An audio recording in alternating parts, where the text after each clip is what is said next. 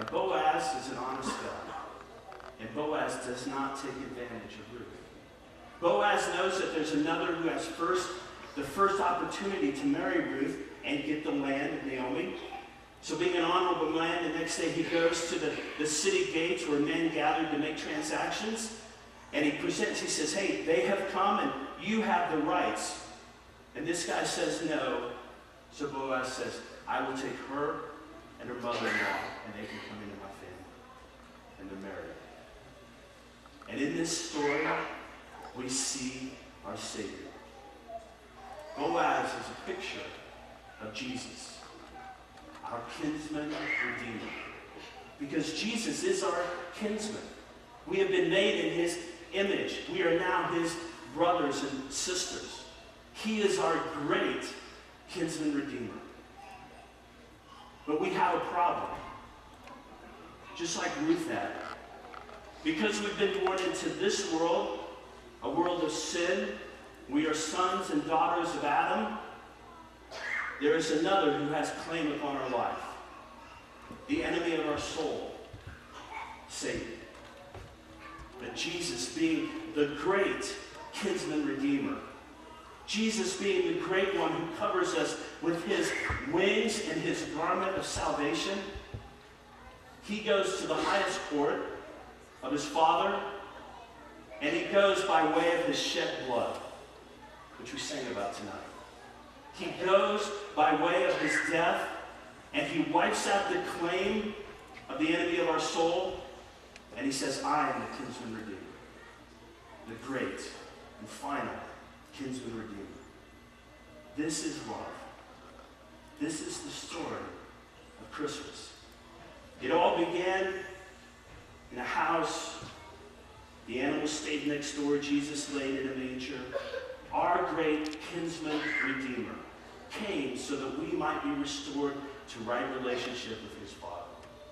He spread his garment of salvation over us. And he's come to redeem us. This is love. This is where love begins. This is where love happens, and this is where love ends, and then goes on forever and ever.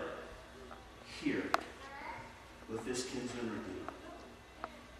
So how do we know him? How do we come to Jesus so that he might cover us also with his garment of salvation? We come just like Ruth. We come in submission, and literally, we bow at the feet of Jesus. And we say to him, I would say this, because it's my name. I would say, I'm Jeff, and you're my kinsman redeemer. Would you cover me with your wings so that I might be with you? It's how we come to know Jesus. It's how we come to a restored relationship with the Father. It's not about religion. It's not about rules, which sometimes we can make it that way. It's not about what I do and what I don't do. It's about me coming and recognizing Jesus as my Redeemer. And I lay at his feet and say, will you cover me? If you've never done that, I want to encourage you this Christmas season to consider that. Maybe it means a lot of things for you to come to church. Maybe it means a lot of things for you to be a Christian in a quote-unquote Christian nation. But most of the stuff is periphery. It's actually stuff that gets in the way because it's just about Jesus.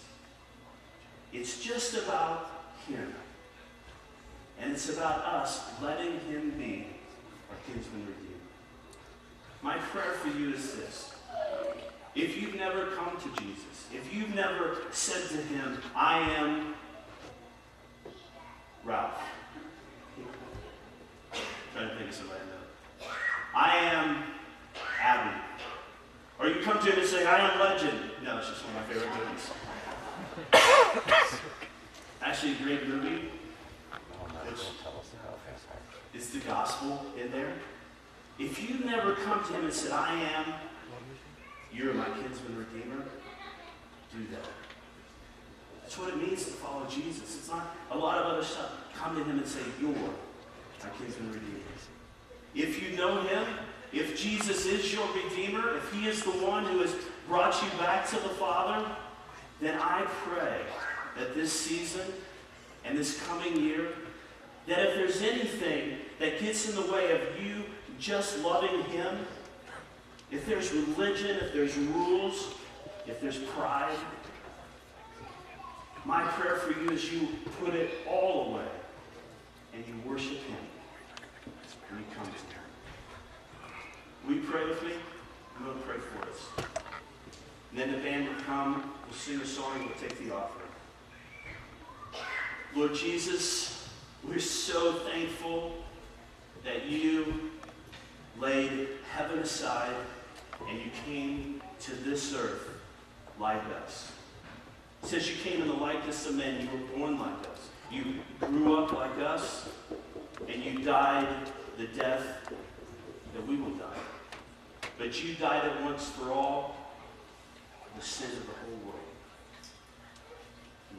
We thank you. And Lord, I pray for every person here. I pray just a joyous Christmas. Lord, I pray the fellowship and friendship of family and friends for them. And I pray your peace be upon us. And I pray, Lord, that we would all know you as our kinsman redeemer, the one who does not take advantage of us, but protects us. I pray that, Lord, for each and every one of us this Christmas season. Amen. I want to read you one more thing. It's in here. Something I saw this week. Because it kind of sums up, it says this, the guy already said, God is not mad at you. He is mad about you. When you make a mistake, Jesus doesn't rub it in. Jesus came to save us, not to scare us. John 3:16, for God so loved the world that he gave his one and only Son, that all who believe might be saved. And it says he did not come to condemn the world, but to save the world. That's why he came, to save the world.